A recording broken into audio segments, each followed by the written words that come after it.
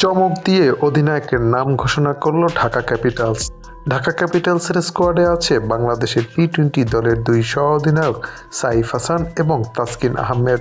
অন্যদিকে শ্রীলঙ্কাকে নেতৃত্ব দেওয়া অলরাউন্ডার দাসুন সানাগাকেও চড়া দামে দলে ভিড়িয়েছে দলটি। ঢাকা ক্যাপিটালস দলটির অধিনায়কের আলোচনায়ও ছিল এই তিনজনেরই নাম।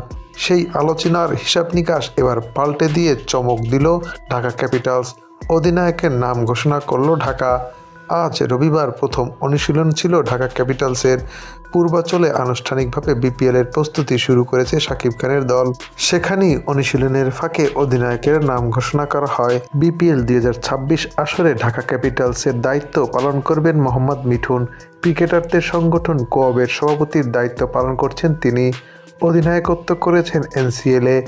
গত বছর বিপিএলে চট্টগ্রাম দলকে তুলেছিলেন ফাইনালে। আজ পূর্বাঞ্চলে ঢাকার আনুষ্ঠানিক বিপিএল প্রস্তুতি শুরু হয়েছে। সেখানে মিঠুনকে নেতৃত্ব দেওয়ার ঘোষণাটি আসে। দেশি এবং বিদেশি প্লেয়ারের সমন্বয়ে দুর্দান্ত টিম গড়েছে ঢাকা ক্যাপিটালস। এবারের আসরে প্রথম ম্যাচটি ঢাকা ক্যাপিটালস খেলবে 27 ডিসেম্বর বেলা 1টায় রাজশাহী ওয়ারিয়র্সের বিপক্ষে। দর্শক, মোহাম্মদ মিঠুনকে ঢাকা ক্যাপিটালসের অধিনায়ক করাটা কতটা যুক্তিসঙ্গত হয়েছে তা জানাতে পারেন আমাদের এই চ্যানেলের কমেন্টসে।